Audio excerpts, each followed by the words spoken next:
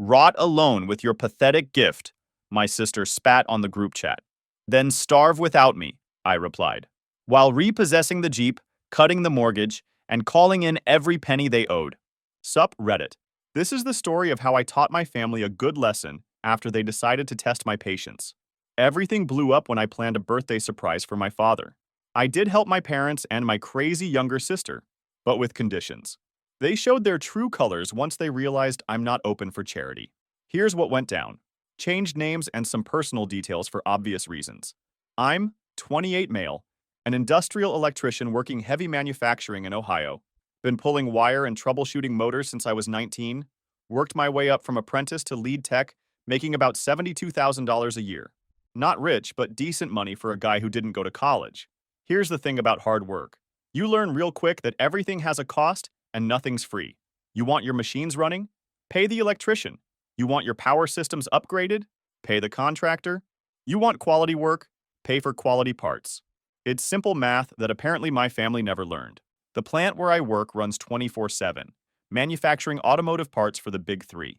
I've been there 9 years, starting as the kid who swept floors and fetched coffee. Now I'm the guy they call when $1 million production line goes down and every minute costs the company serious money.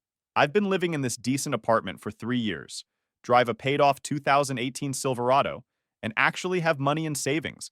My coworkers think I'm boring because I'd rather stay home and work on my truck than hit the bars every weekend. But boring keeps the lights on.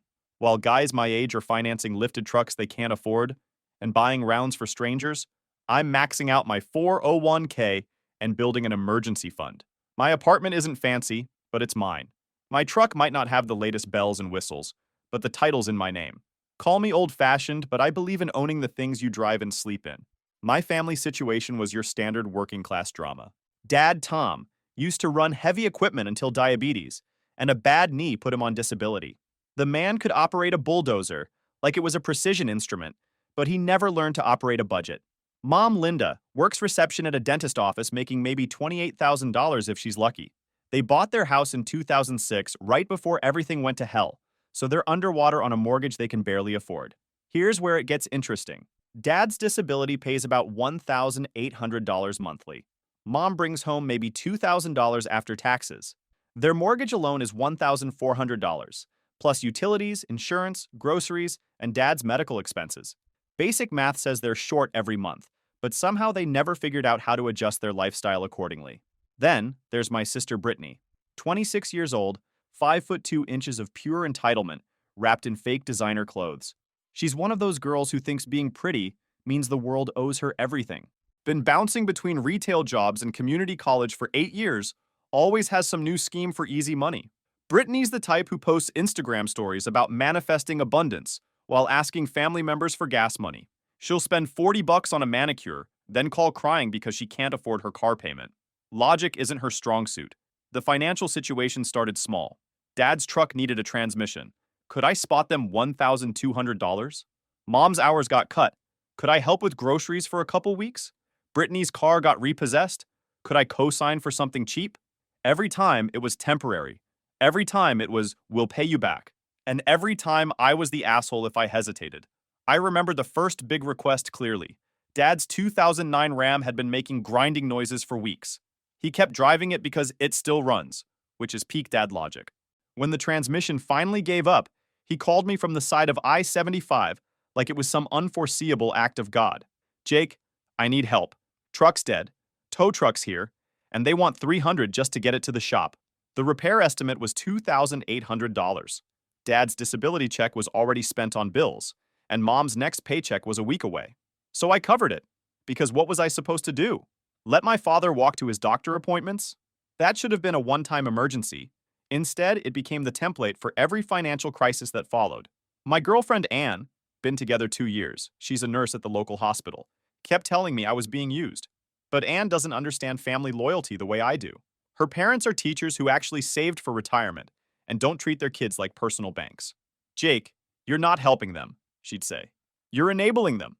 Easy for her to say. She didn't grow up watching her dad work 16-hour days just to keep the lights on. She didn't see her mom cry over bills at the kitchen table. When your family's drowning, you throw them a rope. That's what men do. Except they weren't drowning. They were just too lazy to learn how to swim. The wake-up call was coming, but first I had to watch Brittany turn my generosity into her personal lifestyle fund. 2.5 years ago, Brittany came to me with her business proposal. She'd been working at some chain nail salon, bitching about management and talking about how she could run things better. Fair enough, everyone thinks they can do their boss's job, but she took it further. She wanted to open her own nail salon, targeting what she called upscale clientele. We're talking gel manicures, those dip powder things that cost 50 bucks, eyelash extensions, the whole Instagram beauty package. Jake, I've been researching this for months, she said, showing me her phone like she was presenting to the bank. Look at these places in Columbus. They're booked solid. There's nothing like this here. Maybe because our town has 15,000 people and half of them work at the plant where I do. She needed $45,000. Not for rent and equipment, for the total luxury experience. Custom lighting, those massage chairs that cost more than my truck payment, and some kind of air filtration system that supposedly made the place smell like a spa instead of acetone. This isn't just a nail salon, she explained. It's a lifestyle brand. Women will pay premium prices for premium experiences. The presentation was actually impressive. She'd done market research, identified her target demographic, and even found the perfect location in a newer strip mall. For once, she seemed serious about something beyond her next Instagram post. I made her put together a real business plan. Revenue projections, competitor analysis, the works. To her credit, she actually did it. The numbers looked decent on paper, assuming she could charge city prices in a small town and stay booked 6 days a week. But I wasn't giving anyone $45,000 without protection. Had my buddy David from the Union Hall connect me with his brother-in-law Steve, who does contract law. Real simple agreement, 5% annual interest, 48-month repayment plan, with her 2019 Jeep Wrangler as collateral. Why are you making this so complicated? Brittany whined. We're family. Don't you trust me? It's not about trust, it's about business. She signed because no legitimate lender was going to touch her with a credit score in the low 500s. The salon build-out took 3 months. I'll give her credit. She threw herself into the project like I'd never seen before. She was there every day, coordinating with contractors, picking out equipment, designing the layout. The transformation was impressive. What started as generic retail space became this sleek, modern salon that looked like it belonged in a trendy part of Columbus. For the first 8 months, everything went smooth. She made payments on time, $1,100 monthly like clockwork, sent me monthly reports with actual customer numbers, and the place looked busy whenever I drove past. She even posted pictures of herself actually working instead of just posing with coffee cups. The opening week was particularly promising. Brittany had booked solid for 3 days straight, mostly locals curious about the new place. Her prices were steep for our area, 50 bucks for a basic mani-pedi, but women were paying it. Maybe she'd actually figured something out. I started thinking maybe Brittany had finally grown up. Maybe this was her chance to prove she could handle responsibility. Then the social media influencer brain rot set in. Payments started coming late. Then she'd skip months entirely, always with some excuse about seasonal fluctuations or investing profits back into growth. The monthly reports turned into "we had a great month" texts with no actual numbers. After making payments for the first 10 months, she basically stopped completely. By the time I pulled the plug, she still owed $38,412 of the original loan. Meanwhile, her Instagram stories showed her at expensive restaurants, wearing new clothes, taking weekend trips to Cleveland. The salon's social media went from showcasing actual work to posting motivational quotes and advertising coming soon services that never materialized. What really pissed me off was watching her turn my investment into her personal slush fund. She'd buy expensive inventory she didn't need, then sell it to other salons for quick cash. She hired 2 employees she couldn't afford, then made me feel guilty when she had to lay them off. The woman was treating my $45,000 like it was monopoly money. My parents started hitting me up more often, too. Could I help with their mortgage payment this month? Their furnace needed repairs. Mom's car was making weird noises. Always small amounts. 300 here, 500 there. But it added up fast. I was paying their internet bill because it was only 60 bucks a month, covering part of their mortgage because they were temporarily short after Dad's disability got reviewed. Even paying for Dad's insulin because their insurance had some gap I didn't understand. By month 18, I was essentially supporting 4 adults while they complained about how hard their lives were. That should have been my clue to cut them off. Instead, I kept paying because, hey, family. The real education was still coming. By year 2 of Brittany's business, I was basically financing my entire family's lifestyle. She'd stopped paying me completely, using classic small business excuses. Meanwhile, I was covering $800 a month in family expenses on top of my own bills. Here's what pissed me off most. They all acted like I owed them this support. Not grateful, not appreciative, like it was my job to keep them afloat because I had the highest income. I remember one particular incident where mom called asking for help with their electric bill. $200, due tomorrow, or they'd get disconnected. I transferred the money without question because, you know, basic human needs. The next day, Dad posted Facebook pictures from some sports bar, buying rounds for his buddies to celebrate his high school buddy's birthday. $40 worth of drinks while I covered their electricity. When I called him out on it, he got defensive. A man's gotta live a little, Jake. I can't just sit home counting pennies. Right. Can't count pennies, but can count on me to pay the bills. Brittany was even worse. She'd post Instagram stories from expensive restaurants, then text me an hour later asking for gas money. Once, she called crying because her cell phone was getting disconnected, so I paid her $100 bill. The same week, she posted pictures of a shopping haul that must have cost 3 times that amount. These are business expenses, she'd explain. I have to look professional for my clients. Professional. Right.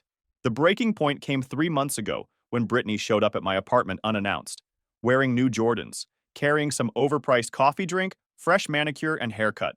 This while owing me $38,000. Jake, I found the perfect house, she announced, barging past me like she owned the place. She pulled out her phone and started showing me this Zillow listing. Nice suburban place, 3 bedrooms, finished basement, 2-car garage, listed at $180,000. Look at this kitchen. And the master bathroom has one of those rainfall showers. I can already picture my morning routine there. I'm thinking she's about to ask me to co-sign a mortgage or help with a down payment. Still a big ask considering what she already owed me, but not completely insane.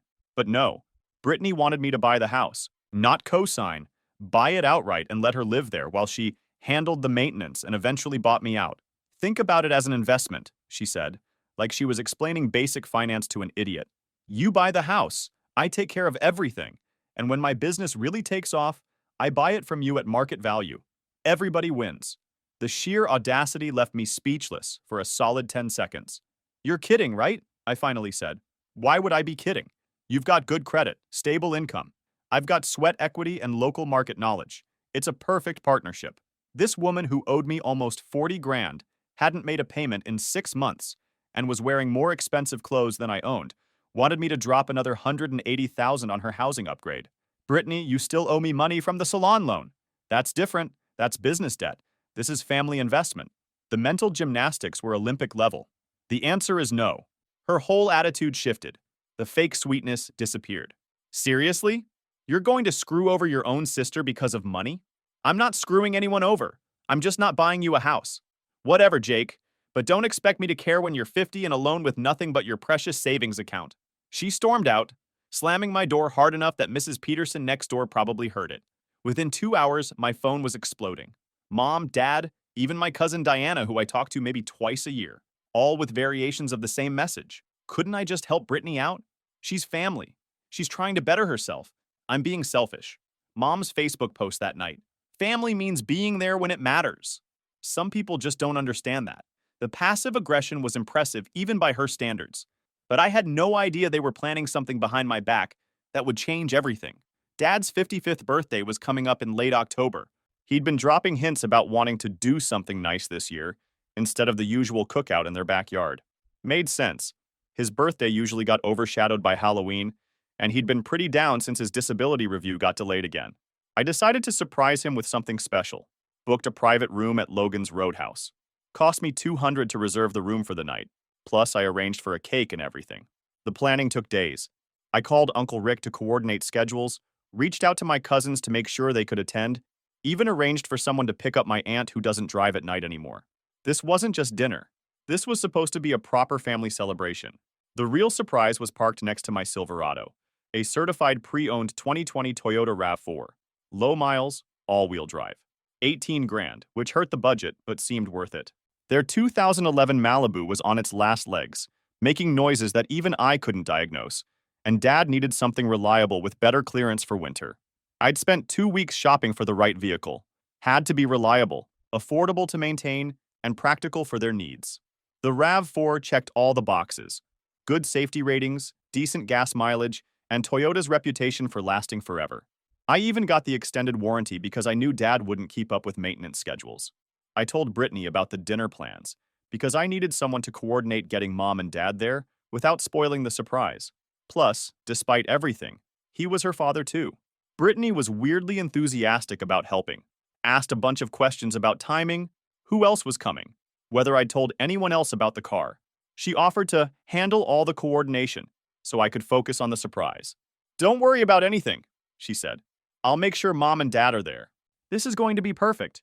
Big Mike, my supervisor at work, and the closest thing I have to a mentor, warned me something felt off. "Kid, your sister's been treating you like a bank for 2 years. Now she's suddenly helpful? Watch your back." Mike's been in industrial work for 30 years, dealt with every kind of family drama you can imagine. When he gives advice, smart people listen. But I figured even Brittany wouldn't mess with Dad's birthday. How wrong I was. October 28th, 7 p.m. I'm sitting in this private dining room, looking at empty chairs, while the server explains they can hold our table for another 30 minutes before charging me anyway. 7:15. Call Dad, straight to voicemail. 7:30.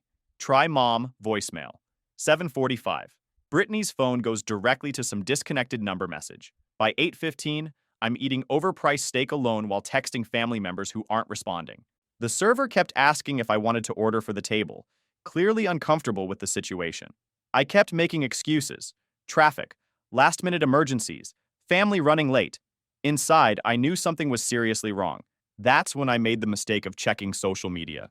Brittany's Instagram story, posted about an hour earlier. "Real family celebrates together. Happy birthday, Dad." The photo showed my parents, Uncle Rick, Aunt Jennifer, my cousins, all gathered around Uncle Rick's garage, eating pizza and drinking beer. Dad was wearing a birthday hat, looking happier than I'd seen him in months. Next slide. Some people think money matters more than family. We know better.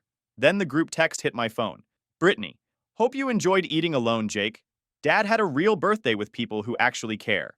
Uncle Rick, "Great party. Nothing beats family time." Mom, "Best birthday surprise ever. So grateful for people who show up when it matters." Not one person in that group text mentioned that I was supposed to be there. Not one person asked where I was or why I didn't show up. They all just acted like excluding me was the plan from the beginning. I stared at my phone for about 30 seconds, then typed back, "What the heck is wrong with you people? I'm sitting here alone at Dad's birthday dinner that I planned and paid for while you're all celebrating behind my back?" The group chat went quiet for exactly 2 minutes. Then Brittany responded, "You can rot alone with your pathetic gift. Nobody needs you or your money." That's when I lost it completely. I walked out to the parking lot, took a picture of the Toyota RAV4 with a big red bow on the hood, and sent it to the group chat. "Don't worry, I'm definitely keeping my gift." The response was immediate. Dad, "Wait, what is that?" Mom, "Jake, is that..." Uncle Rick, "Holy shit, is that a new car?" Brittany. Suddenly, everyone's tone changed. My phone started ringing immediately. Mom, then Dad, then Uncle Rick.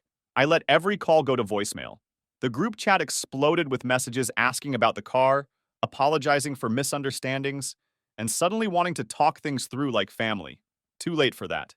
Anne showed up when I called her, took one look at the situation, and immediately understood. "They planned this," she said, sitting down and grabbing a menu. "This wasn't spontaneous. Your sister coordinated this whole thing to humiliate you."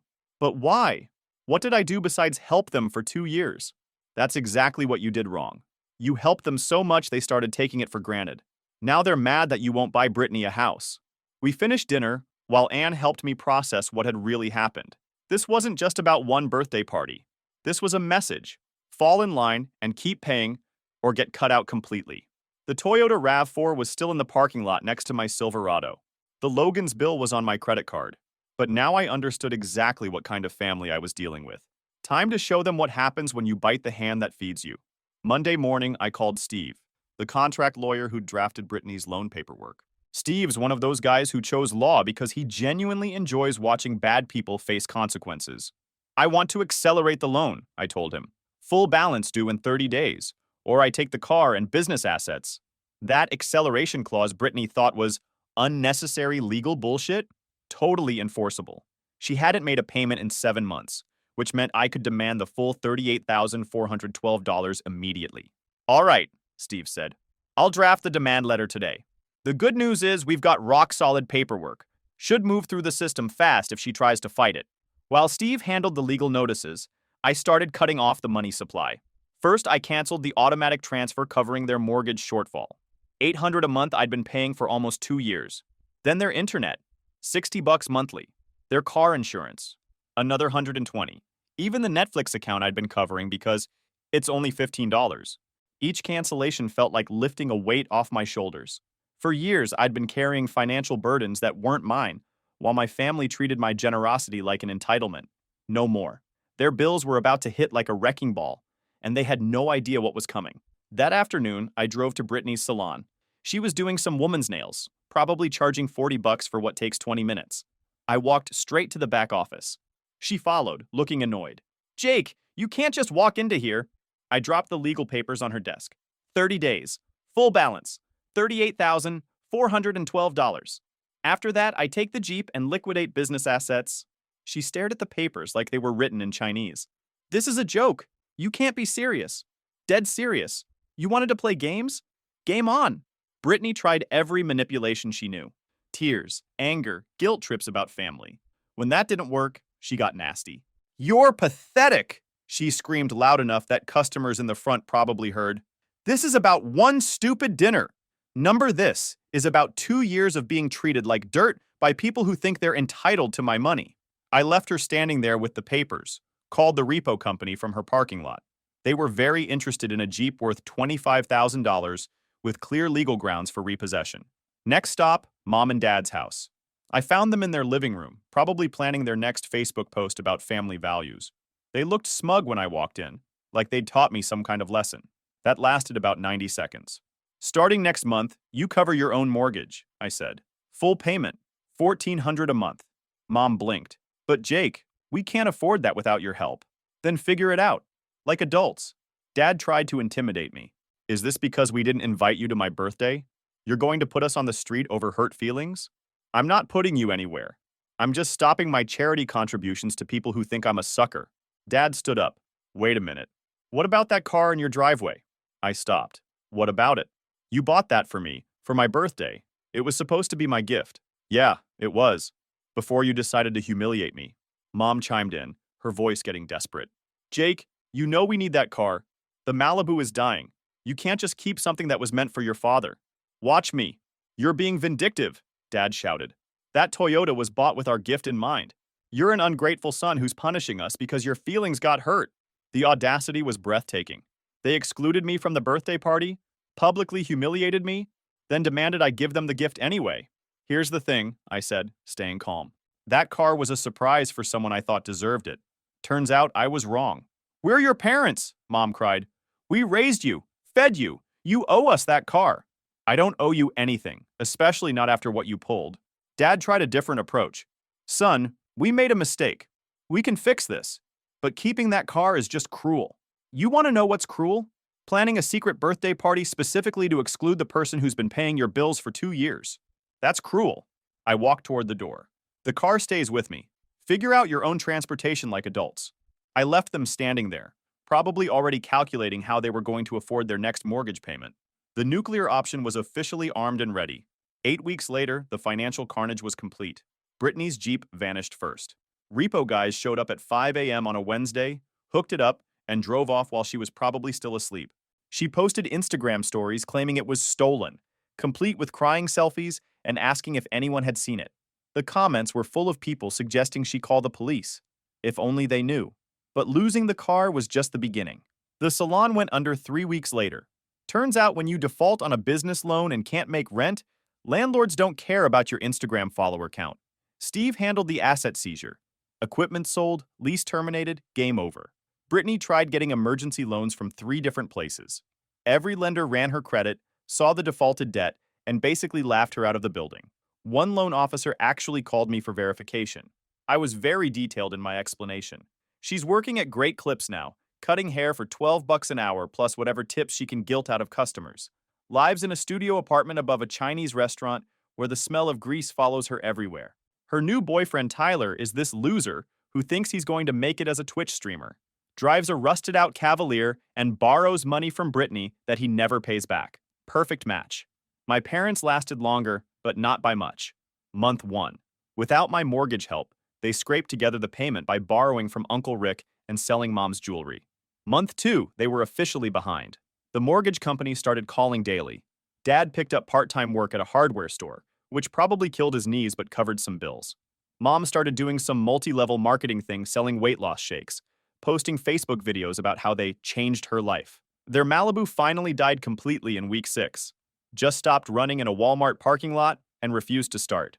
The repair estimate was more than the car was worth, so now they're walking everywhere or begging rides from neighbors. The decline was swift and brutal. Within a month of losing their financial safety net, the facade of their middle-class lifestyle crumbled. Dad's diabetes medication became a luxury they had to budget for. Mom started shopping at discount grocery stores and clipping coupons like it was a part-time job. Month 3, they got the eviction notice. 30 days to pay up or get out.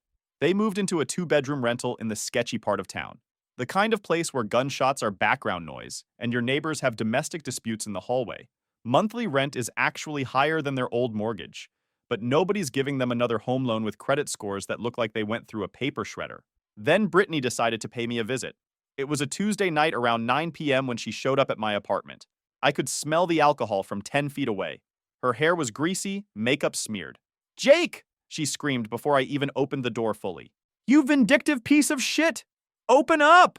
I stepped outside instead of letting her in. "What do you want, Brittany?" "What do I want?"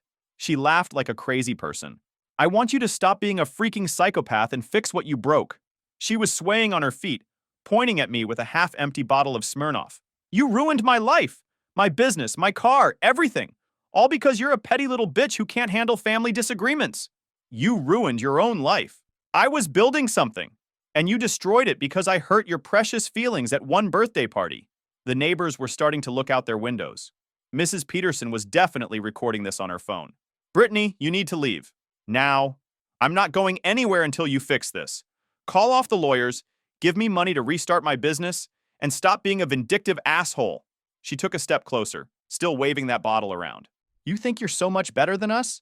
You're just a freaking electrician. You'll never be anything more than a loser with a toolbox. Get off my property." "Make me, you pathetic—" She reared back and hurled the bottle at my Silverado. The glass exploded across my windshield, spiderwebbing the whole driver's side. Something snapped. I shoved her backward, harder than I meant to. She stumbled and went down on the pavement, scraping her hands and knees. "You freaking jerk!" she screamed from the ground. "Everyone saw it! You hit me!" That's when I heard the sirens. Someone had already called 911. 2 cops showed up, took statements from me, Brittany, and 3 neighbors who'd witnessed the whole thing. Mrs. Peterson handed over her phone video without being asked. "Sir, do you want to press charges for the property damage?" the officer asked me. I looked at my Silverado's shattered windshield, then at Brittany sitting in the back of the patrol car, still drunk and still screaming about how I'd ruined her life. "Yes, I want to press charges." They arrested her for criminal mischief and public intoxication. I spent the next morning at the courthouse filing a restraining order. But my parents weren't done making things worse for themselves. They started showing up at my work site during lunch breaks, trying to corner me in front of my coworkers. Then they'd wait outside my apartment building, trying to catch me coming home. When I wouldn't talk to them, they'd bang on my door at all hours, always demanding I help with Dad's medical bills. After Big Mike had to escort them off company property twice and my landlord complained about the disturbances, I filed a second restraining order. Last month, everything came full circle in the most satisfying way possible. But first, let me tell you about Brittany's consequences. The criminal mischief charge stuck. She got 6 months probation, a $1,000 fine, and had to pay for my windshield replacement, another $400 she didn't have. The judge wasn't impressed with her drunken property destruction, especially after watching Mrs. Peterson's video evidence. The restraining order was even better. 100 yards minimum distance, no contact through third parties, no social media harassment. Violation meant automatic jail time. Tyler, her wannabe streamer boyfriend, bailed on her the day after she got arrested. Apparently being with someone who throws bottles at cars and gets restraining orders against them isn't great for his brand. He moved back in with his mom and blocked Brittany on everything. She tried reaching out through our cousin Diana, begging me to drop the charges and lift the restraining order. Diana actually called me to relay the message. She says she was drunk and didn't mean to break your truck window. Being drunk isn't an excuse. "Jake, she's really struggling. She's barely making ends meet at great clips and living in that awful apartment. Can't you just let this go? No, Diana. 2 weeks later, I had to get a second restraining order, this time against my parents. They'd started showing up at my work site, trying to corner me during lunch breaks, and demanding I help with Dad's medical bills. Big Mike had to escort them off company property twice. It started with a phone call from Uncle Rick after that. Jake, we need to talk. Your parents are in real trouble. What kind of trouble? They're about to lose the rental. Linda's been eating rice and beans for 2 weeks. Tom's diabetes medication costs more than they make. They're asking everyone for help, but nobody has that kind of money. I let that sink in. And you're calling me because you're the only one who can fix this. Look, I know things got heated, but they're family. They made mistakes, but they're suffering now. No, Rick. 2 days later, Mom called. First time she'd contacted me in 3 months. Jake? Her voice was shaky, like she'd been crying. Can we talk? Please? About what? About everything. We messed up.